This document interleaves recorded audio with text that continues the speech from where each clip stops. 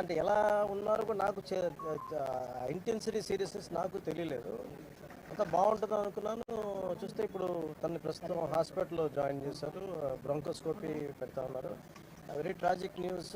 పాపం తన పక్కనే కూర్చున్న క్లాస్మేట్ మొత్తం 3rd degree బర్న్స్, దీనికి కూడా కొంత బర్న్స్ అని చెయ్యి మీదను కాళ్ళ మీద లోపల చాలా వరకు స్మోక్ అంతా వెళ్ళిపోయింది గుండెల లంగ్స్లోకి. దానికోసం ఇప్పుడు బ్రాంకోస్కోపీ చేస్తూ ఉన్నారు. ఆల్రెడీ ఇంకో పసిబిడ్డ కూడా చనిపోయింది.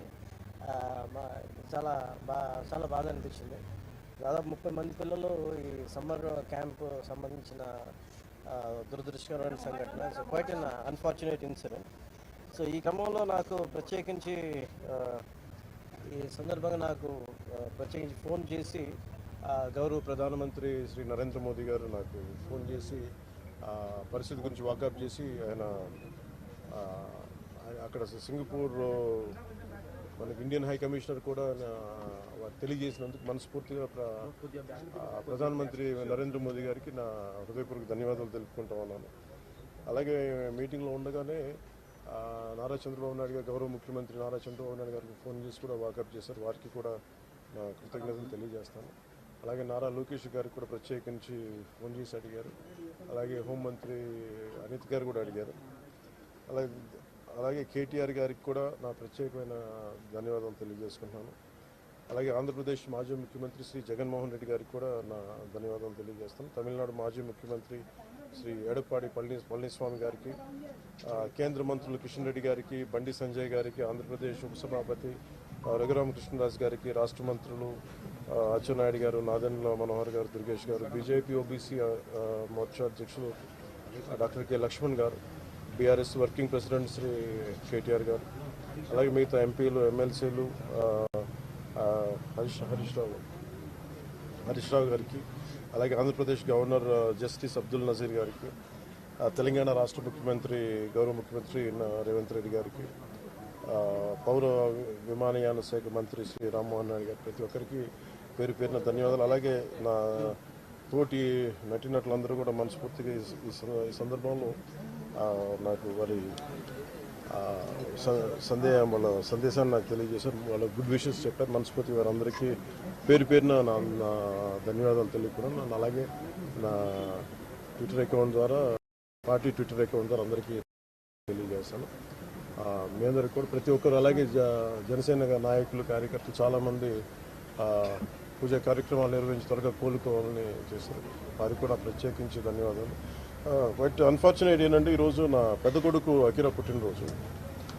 అదే రోజు నా రెండో కొడుకు ఈ విధంగా జరగటం కొంత అన్ఫార్చునేట్ కోఇన్సిడెన్స్ అనిపించింది.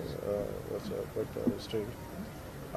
బట్ ఎక్కడ ప్రోగ్రామ్స్ ఆపలేదు, మేము చేసుకుంటూ వెళ్ళిపోయాం. కానీ మేబీ ఈరోజు సాయంత్రం నేను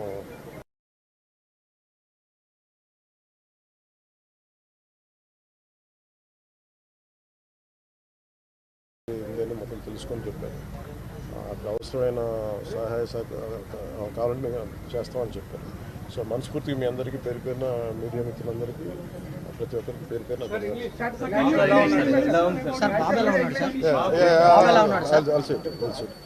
Now he is going through bronchoscopy, sir. He will be in general anesthesia. He will be going through bronchoscopy. Yeah, I thought because the problem is it will have a long-term impact. Because the kind of smoke they must have inhaled, I don't know how. So it will take some time actually to get the complete details.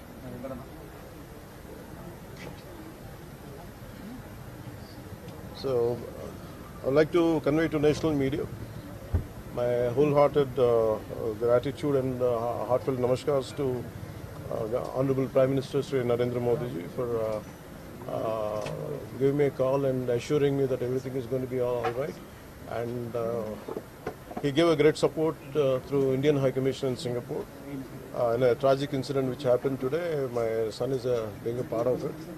And they were supposed to attend a summer camp with 30 students, and it resulted in some fire accident. And I was doing particular under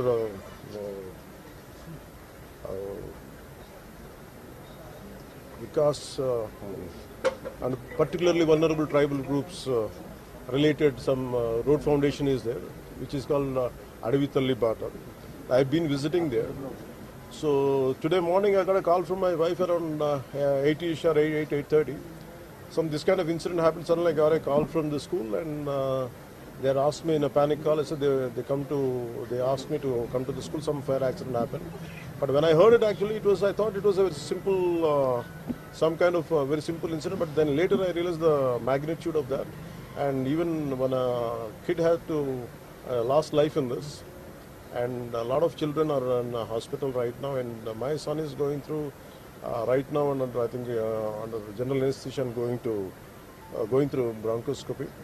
And Honorable Prime Minister Sri Narendra Modi ji has I got a call from PMO and saying that he heard about the incident, and he said whatever has to be done from our side, it will be done. And Honorable PMO has initiated dialogue with Indian High Commissioner over there, and whatever support could be done through them, at least try to convey them to extend it. I'm very extremely grateful, and my heart is filled with gratitude for a call given by Honorable Prime Minister Modi ji. I'm grateful to you, sir. And at the same time, my heartfelt gratitude to Honorable CM Sri Chandrababu Naidu garu. Chandrababu Naidu ji, I'm grateful to you, sir, for your call. At the same time, my heartfelt gratitude to and thanks to Sri Nara Lokesh garu and so many dignitaries, political dignitaries, right from Honorable CM of Telangana, Sri Revanth Reddy garu, and Central Aviation Minister